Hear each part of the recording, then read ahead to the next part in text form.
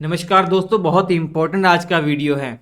अगर आधुनिक भारत आपने पढ़ लिया है तो इन प्रश्नों के जवाब देकर बताइए। ये प्रश्न ऐसे हैं, यूपीएससी, स्टेट पीएससी में पूछे गए हैं, बीपीएससी, यूपीपीएससी में सब पूछे गए हैं। आप इसका जवाब देकर बताइए। अच्छे अच्छे प्रश्न हैं।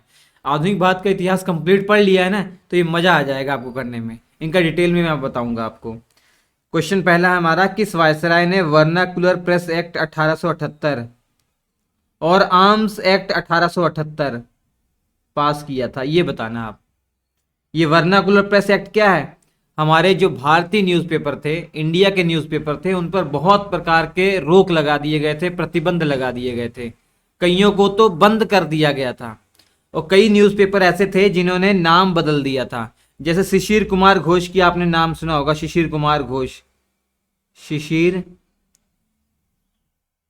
कुमार घोष जरूर सुना होगा जब आप पढ़ते हैं आपका नेशनल मूवमेंट। पहला ही चैप्टर जो होता है कि कांग्रेस की स्थापना से पहले कौन कौन से पॉलिटिकल ऑर्गेनाइजेशन थे, तो शिशिर कुमार घोष का नाम जरूर आता है। बंगाल के अंदर इन्होंने इंडियन लीग जो है पॉलिटिकल ऑर्गेनाइजेशन बनाया था और इन्हीं के द्वारा एक न्यूज़पेपर चलाया गया था, अमृत बाजार।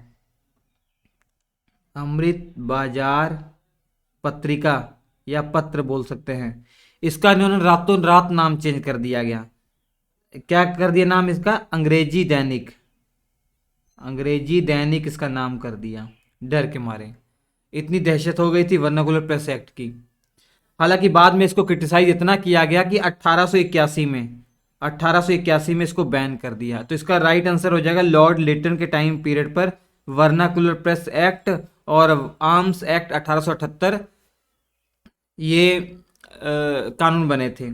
ये लॉर्ड लिटन का टाइम पीरियड भी याद रख लीजिए आप। 1876 में ये वायसराय बनकर आया था भारत का और 80 तक भारत का वायसराय था। लॉर्ड लिटन के ही टाइम पीरियड पर, जो सेकंड एंग्लो अफगान युद्ध हुआ था, इसी के टाइम पर हुआ था।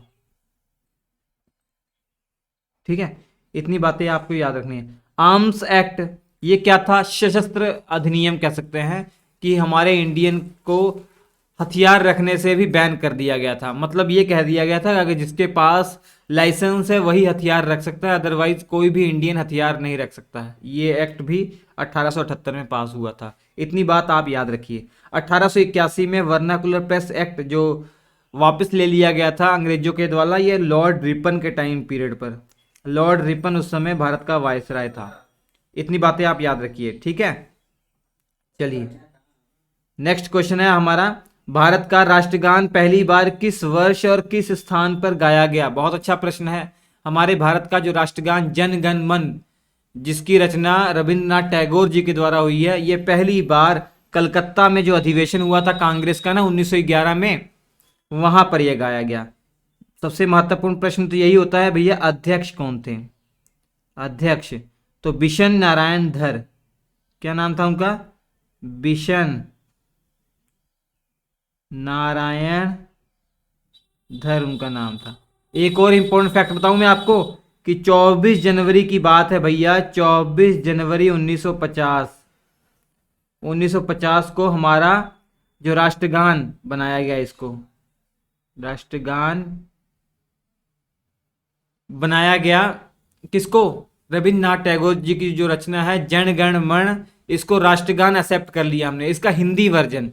हालांकि रविन्द्रनाथ टैगोर साहब ने तो इसको बंगाली में लिखा था, लेकिन एक मुस्लिम थे, उन्होंने इसको हिंदी में कन्वर्ट किया और इस हिंदी में जो जनगण मन है, इसे हमने 24 जनवरी, हमारी संविधान सभा ने 24 जनवरी 1950 को हमारा राष्ट्रगान स्वीकार कर लिया। ठीक है, आबिद अली नाम याद रख सकते हैं आप, आबिद अली। आबिद अली ने इसे हिंदी में कन्वर्ट किया और ये हमारा राष्ट्रगान बन गया। समझ में आ गया? चलिए नेक्स्ट क्वेश्चन की ओर चलते हैं। चौरी चौरा कांड ने निम्नलिखित में से किस आंदोलन का अंत कर दिया भैया? मतलब जो चौरी चौरा कांड हुआ था, गोरखपुर के पास चौरी चौरा कांड हुआ था, पुलिस स्टेशन जला दिया गया था, कई पुलिस वाले मारे गए थे, इसमें जलकर राख हो गए थे। उस घटना के बाद कौन सा ऐसा आंदोलन था जिसे बंद कर दिया गया था? इन चारों विकल्पों में आप सभी जानते हैं, असहयोग आंदोलन। मतलब non cooperation movement, Gandhi ji के द्वारा लगभग 1920 ईस्वी में चलाया गया था, लेकिन 1922 आते आते जब चौरी चौरा की कांड हो गई, चौरी चौरा कांड हो गया, इसको बंद कर दिया गया। चौरी चौरा कांड डेट अगर याद रखना चाहें कर सकते हैं, हालांकि इंपॉर्टेंट नहीं होती है डेट। 4 फरवरी की बात है, 4 फरवरी 1922 को यह कांड हुआ था, और गांधी जी को जब पता लगा तो 12 फरवरी 1922 में उन्होंने इसको बंद कर दिया, असहयोग आंदोलन। ठीक, बाकी के ऑप्शन देख लेते हैं। सिविल डिसोबीडियंस मूवमेंट, सविनय अवज्ञा आंदोलन, ये शुरुआत 1930 में ही हो गई थी, याद हो अगर आपको। गांधी जी ने साबरमती से पैदल चलकर दांडी तक यात्रा की थी, जिसे नमक सत्याग्रह कहा जाता है या दांडी यात्रा कहा जाता है, और उन्होंने नमक कानून तोड़ा था, और उसी के साथ सविनय अवज्ञा आंदोलन की शुरुआत हो गई। 1932 आते आते ये अपनी अंतिम अवस्था पर आ गया था। तो ये हो गया। क्विट इंडिया मूवमेंट 1942 में ये गांधी जी ने शुरू किया था, अगस्त के महीने में, जिसमें करो या मरो का नारा दिया था गांधी जी ने। ठीक है। खेड़ा सत्याग्रह भैया 1918 की बात है। खेड़ा सत्याग्रह भैया 3 सत्याग्रह शुरुआत में गांधी जी ने किए, उन्होंने तो हीरो बना दिया गांधी जी को। चंपारण सत्याग्रह, खेड़ा सत्याग्रह और अहमदाबाद मील सत्याग्रह, ये 3 सफलतापूर्वक जब इन्होंने सत्याग्रह किए, इनको सफलता मिली, उसी के बाद तो हीरो बन गए ये। चलिए नेक्स्ट क्वेश्चन की ओर चलते हैं बच्चों। निम्नलिखित में से किसने 1931 में भारतीय राष्ट्रीय कांग्रेस के कराची अधिवेशन की अध्यक्षता की थी? ये इतना इंपॉर्टेंट अधिवेशन है बच्चों कि क्या बताया जाए। तो सरदार वल्लभ भाई पटेल इसका राइट आंसर हो जाएगा। ठीक है, राष्ट्रीय कांग्रेस के कराची अधिवेशन की अध्यक्षता सरदार वल्लभ भाई पटेल ने की थी। मैं आपको बताऊं, आमतौर पर तो दिसंबर में अधिवेशन होते थे कांग्रेस के, लेकिन ये वाला अधिवेशन स्पेशल अधिवेशन था, विशेष अधिवेशन था। 29 मार्च को हुआ था, 29 मार्च 1931 को हुआ था, जब गांधी जी और इनकी टीम कराची रेलवे स्टेशन पर यूं ही पहुंचती है। इतना विरोध गांधी जी को सहना पड़ता है कि वैसा विरोध उनको जीवन में कभी नहीं सहना पड़ा। खुद हमारे भारतीयों ने इतना विरोध किया था। गांधीवाद मुर्दाबाद, गांधी जी मुर्दाबाद, उनको काले झंडे दिखाए गए, गांधी गो बैक ऐसे भी नारे लगाए गए। पता क्यों? क्योंकि 23 मार्च 1931 की वो शाम थी जिसमें हमारे जो 3 महान शहीद भगत सिंह, राजगुरु, सुखदेव, इनको फांसी दे दी गई थी। और इससे पहले मार्च के महीने में गांधी जी और लॉर्ड इरविन के बीच में समझौता हुआ था। गांधी और इरविन के बीच में समझौता हुआ था, जिसे गांधी इरविन पैक्ट कहते हैं। गांधी इरविन पैक्ट या समझौता। तो बहुत सारे समझौते हुए थे। ये इनके ऊपर आरोप लगता है गांधी जी के ऊपर, क्यों आपने इरविन से ये जिद कर ली होती कि भैया आप हमारे जो क्रांतिकारी हैं भगत सिंह, राजगुरु, सुखदेव, उनको छोड़िए, तब मैं इस पैक्ट पर साइन करूंगा। ये आरोप लगता है गांधी जी के ऊपर। ठीक है, क्योंकि सविनय अवज्ञा आंदोलन गांधी जी चला रहे थे, मैंने बताया 1930 में ना, तो पूरी की पूरी अंग्रेजी सत्ता ना ये गांधी जी के घुटनों पर आ गिरी थी। लोगों का कहना है कि अगर गांधी जो चाहते वो मनवा लेते उनसे, इतनी बुरी स्थिति हो गई थी अंग्रेजों की। चलिए खैर, तो ये आपको समझ में आ गया गांधी इरविन पैक्ट। ठीक है, नेक्स्ट क्वेश्चन है 1914 में पहली बार हिंदू महासभा का आयोजन कहां पर किया गया था? याद रखिए, हरिद्वार में किया गया था। और इसी जो है सभा के बाद 1915 में अखिल भारतीय हिंदू महासभा का गठन हुआ। अखिल भारतीय हिंदू महासभा का गठन 1915 में हुआ। किसके द्वारा? ये मदन मोहन मालवीय के द्वारा माना जाता है। मदन मोहन मालवीय, मदन मोहन मालवीय। इसके अलावा वीडी सावरकर, वीर सावरकर का भी नाम आपने सुना होगा। वीर सावरकर भी इसके सदस्य रह चुके हैं और बाद में अध्यक्ष भी बने हुए हैं। चलिए नेक्स्ट क्वेश्चन की ओर चलते हैं। निम्नलिखित में से कौन गवर्नर जनरल था जिसने अफगानिस्तानियों के प्रति फॉरवर्ड नीति का पालन किया, या कहा जाए आक्रामक नीति का पालन किया? तो वो था भैया लॉर्ड लिटन था। इसमें देखिए विकल्प नहीं है, तो ये लॉर्ड डफरिन की जगह लॉर्ड लिटन याद रख लीजिएगा। ये लॉर्ड लिटन वही है जिसके टाइम पीरियड पर वर्नाकुलर प्रेस एक्ट पास हुआ था, आर्म्स एक्ट पास हुआ था, बताया था, और सेकेंड एंग्लो अफगान युद्ध हुआ था। अफगान युद्ध हुआ था। इस गवर्नर जनरल को अफगानों के प्रति फॉरवर्ड नीति या आक्रामक नीति अपनाने का दोष जाता है। बहुत आक्रामक तरीके से अफगानों को इसने जो है गिरा दिया था।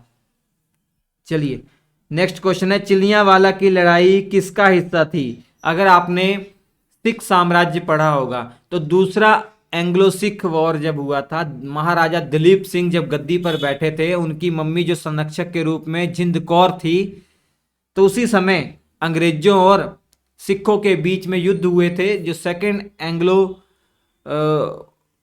सिख वॉर के नाम से जाने जाते हैं।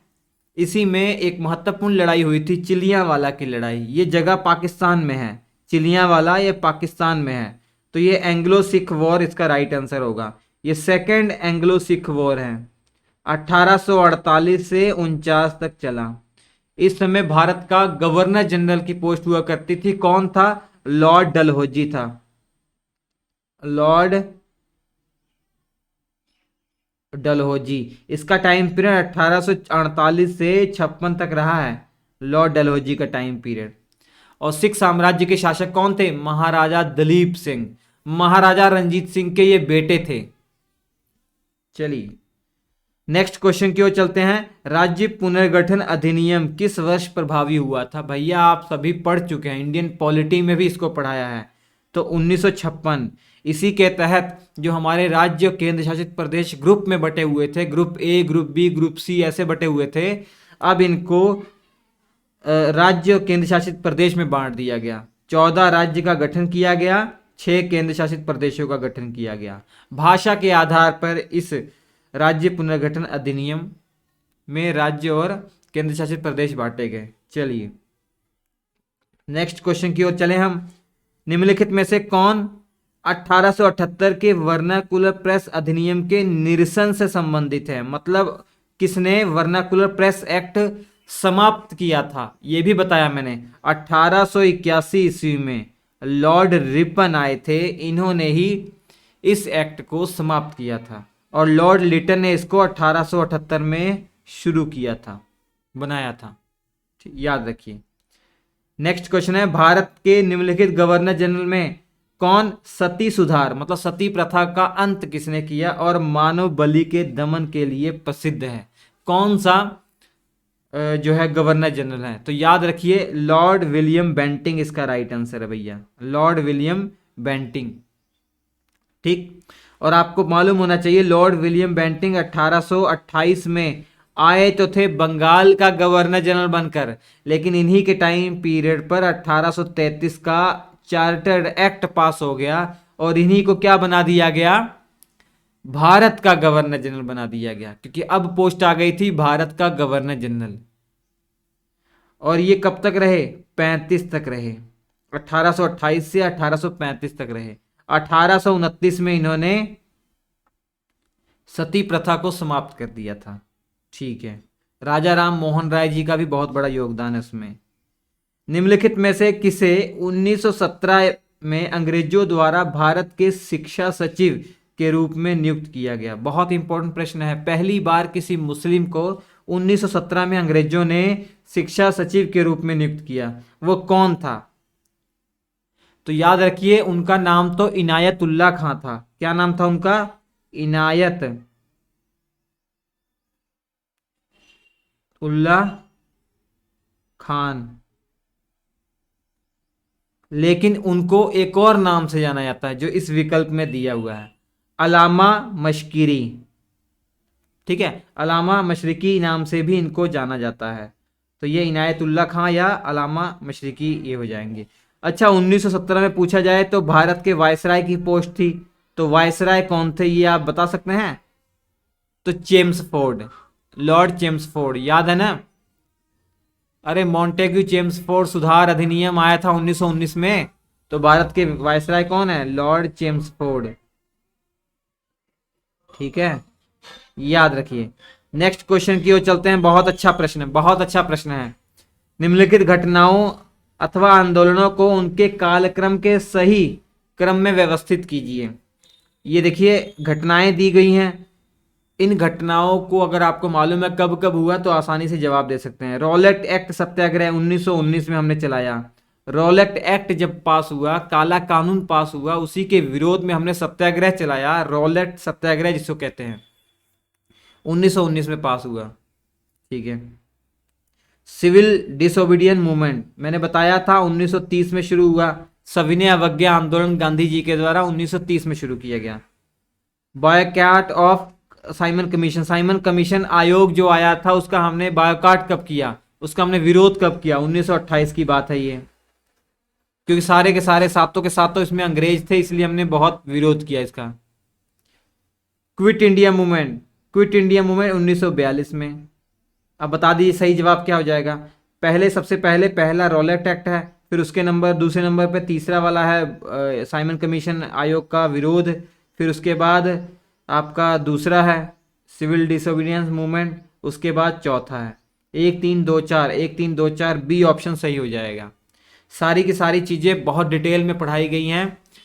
इंडियन नेशनल मूवमेंट पूरा पढ़ लीजिए, 50 या 58 या 59 लेक्चर हैं, सब समझ में आ जाएगा, सारी चीज़ें समझ में आ जाएगी भैया साइमन कमीशन क्यों आया था भारत में। क्योंकि 1919 का जो एक्ट आया था उसमें प्रावधान कर रखा था कि 10 साल के बाद कोई ऐसा आयोग का गठन किया जाएगा जो समीक्षा करे 1919 का एक्ट काम कैसा कर रहा है, अच्छा कर रहा है या इसमें कोई सुधार की जरूरत है। अगर सुधार की जरूरत है तो वो क्या क्या सुधार होने चाहिए। और 1935 का जो एक्ट बना वो साइमन आयोग की जो सिफारिशें थी उन्हीं के ऊपर ये 1935 एक्ट बना था, याद होना चाहिए। नेक्स्ट क्वेश्चन है भैया, निम्नलिखित पत्रिकाओं या समाचार पत्रों पर विचार कीजिए। ठीक है।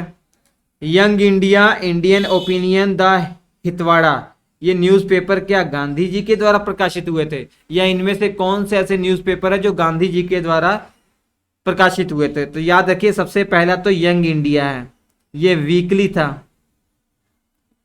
और इंग्लिश भाषा में था।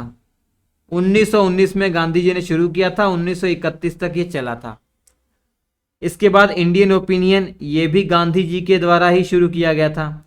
द हितवाड़ा गांधी जी के द्वारा नहीं शुरू किया गया था, ये इनके राजनीतिक गुरु जो थे, इनके पॉलिटिकल जो गुरु थे गोपाल कृष्ण गोखले, उनके द्वारा शुरू किया गया था।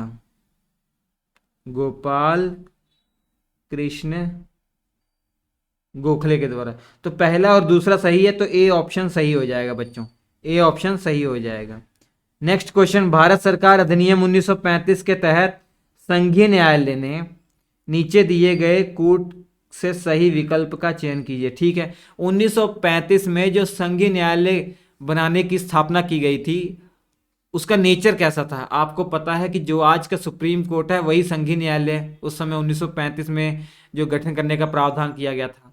और हमारे सुप्रीम कोर्ट के पास बहुत सारी पावर है, उसके पास इवन ओरिजिनल ज्यूरिडिक्शन भी है, मतलब ऐसे मामलों की सुनवाई करने का उसके पास अधिकार है जो उसके अलावा कोई और नहीं कर सकता। जैसे दो प्रांतों के बीच में कोई विवाद उत्पन्न हो जाता है तो ये मामला केवल सुप्रीम कोर्ट ही सुनवाई कर सकता है।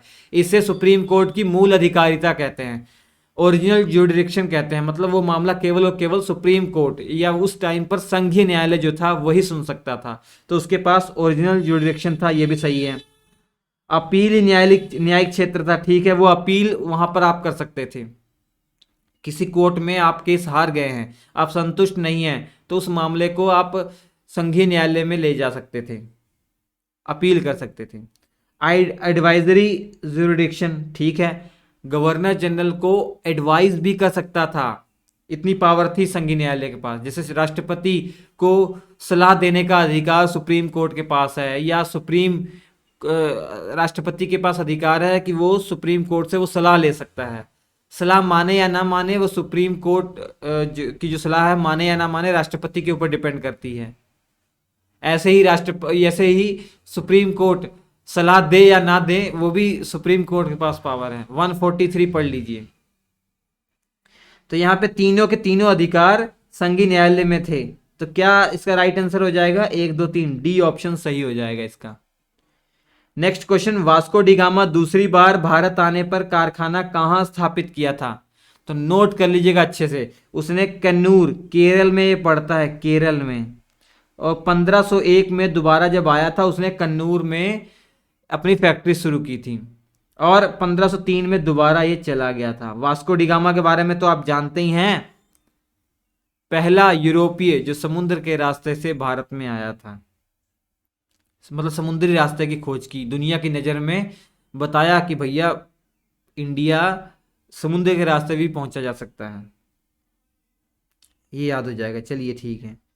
नेक्स्ट क्वेश्चन, डचों ने अपना पहला कारखाना निम्नलिखित में से किस स्थान पर स्थापित किया? तो नोट कर लीजिएगा, मसूलीपट्टनम आंध्र प्रदेश में पड़ता है। ये 1605 ईस्वी में 1605 ईस्वी में डचों ने अपनी पहली फैक्ट्री मसूलीपट्टनम आंध्र प्रदेश में खोली और दूसरी जो फैक्ट्री थी पुलिकट में खोली 1610 ईस्वी में। ठीक है। नेक्स्ट क्वेश्चन, कैप्टन हॉकिंस के जहाज का क्या नाम था जिससे वह सूरत आया था? 1608 ईस्वी में वो सूरत पहुंचा था। इसी के साथ कहा जाता है कि ब्रिटिश ईस्ट इंडिया कंपनी पहली बार इंडिया कब पहुंची? सूरत में पहुंची 1608 ईस्वी में। और कैप्टन हॉकिंस आया था, किस जहाज से आया था? हेक्टर नामक जहाज से आया था। और उसके बाद वो 1609 ईस्वी में पहुंचा जहांगीर के दरबार आगरा में। उस समय जहांगीर शासक था। जहांगीर के दरबार में 1609 ईस्वी में आगरा में पहुंचा कैप्टन हॉकिंस, याद रखिए। नेक्स्ट क्वेश्चन की ओर चलते हैं बच्चों। कैबिनेट मिशन योजना 1946 में आई थी, इतनी तो बात आपको पता ही है। और दिए गए कथनों पर विचार करना है। सबसे पहले आपको पता होना चाहिए कैबिनेट मिशन क्या था। देखिए 1939 से 1945 तक सेकेंड विश्व युद्ध चला।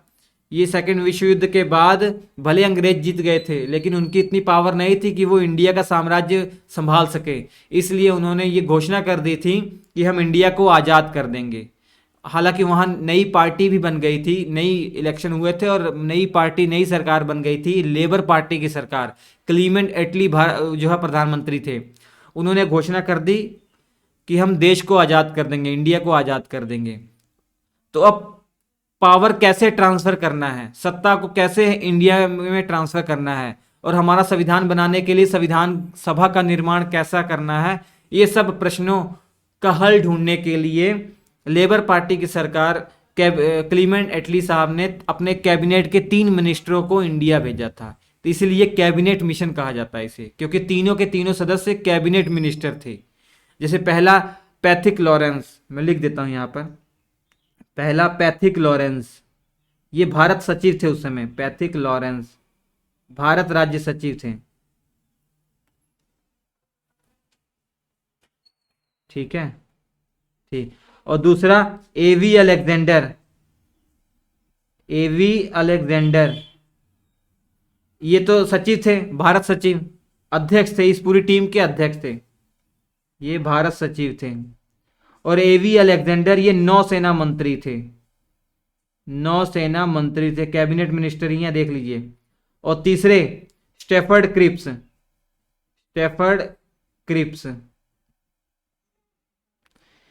और स्टेफर्ड क्रिप्स के बारे में आपने सुना होगा, ये थे व्यापार बोर्ड के अध्यक्ष, व्यापार बोर्ड के अध्यक्ष। ये तीनों लोग आए और इन्होंने एक योजना प्रस्तुत की। उस योजना के बारे में देख लेते हैं क्या तीनों विकल्प सही हैं। क्या इन्होंने कहा कि अविभाजित भारत बनाया जाएगा? जी हाँ, बिल्कुल। इन्होंने पाकिस्तान की थ्योरी को रिजेक्ट कर दिया। इन्होंने कहा एक संघ का स्थापना किया जाएगा जिसमें सभी प्रांत होंगे, चीफ कमिश्नरी क्षेत्र होंगे और जितनी भी देसी रियासतें हैं सबको मिलाकर एक संघ बनाया जाएगा। हालांकि संघ कमजोर होगा, इन्होंने ये बताया था, प्रांतों को ज्यादा मजबूत किया था। इसमें प्रावधान था अंतरिम मंत्रिमंडल के सभी सदस्य भारतीय होंगे। बिल्कुल सही कहा था इन्होंने कहा था कि संविधान सभा का निर्माण किया जाएगा। जब संविधान सभा के चुनाव हो जाएंगे उसके बाद एक सरकार का गठन किया जाएगा, अस्थाई सरकार का गठन किया जाएगा, मतलब अंतरिम सरकार का गठन किया जाएगा। और अंतरिम सरकार मतलब उसमें मंत्रिमंडल भी होगा, मंत्रिपरिषद होंगे, और उसमें सारे के सारे मंत्री जो होंगे वो इंडियन होंगे, यह भी इन्होंने कहा था। इसके अलावा इंडिया को ये छूट दी थी कि आप कॉमनवेल्थ का हिस्सा बनिए या ना बनिए, ये आपके ऊपर डिपेंड करता है। मतलब राष्ट्रमंडल का हिस्सा, राष्ट्रमंडल के जो सदस्य हैं वो देश हैं जिन पर कभी ना कभी अंग्रेजों ने शासन किया था। हम भी राष्ट्रमंडल का सदस्य हैं। नेक्स्ट क्वेश्चन, निम्नलिखित युग्मों पर विचार कीजिए। ठीक है, ये देखिए आपकी पॉलिटिकल ऑर्गेनाइजेशन दी हुई है एक तरफ और दूसरी तरफ उनके संस्थापक दिए गए हैं। अगर सही मैच कर रहा तो आपको बताना है। क्या ईस्ट इंडिया एसोसिएशन की स्थापना दादा भाई नौरोजी ने की थी? जी हाँ, 1866 ईस्वी में, बिल्कुल सही बोला आपने। क्या पूना सार्वजनिक सभा एमजी रानाडे ने की थी? जी हाँ, एमजी राणा, महादेव गोविंद रानाडे, और इनके साथ एक और सहपाठी थे, जीवी जोशी, गणेश वासुदेव जोशी। इन दोनों ने मिलकर ही पूना सार्वजनिक सभा की स्थापना की थी। इसके बाद बॉम्बे प्रेसिडेंसी एसोसिएशन, इसकी स्थापना क्या गोपाल कृष्ण गोखले ने की थी? ना ना ना, गोपाल कृष्ण गोखले ने नहीं की थी। इसकी स्थापना 3 लोगों ने की थी। बदरुद्दीन तैयब, बदरुद्दीन तैयब के बारे में जानते हैं? जब कांग्रेस के अधिवेशन हुए थे उसमें पहले मुस्लिम अध्यक्ष यही बने थे। मद्रास में जब अधिवेशन हुआ था उसमें अध्यक्ष जो थे ये बदरुद्दीन तैयब थे। उसके बाद फिरोज शाह मेहता और केटी तेलंग, ये थे बॉम्बे प्रेसिडेंसी एसोसिएशन के अध्यक्ष जो है संस्थापक। पहले कौन से थे? केटी तेलंग, दूसरा फिरोज शाह मेहता,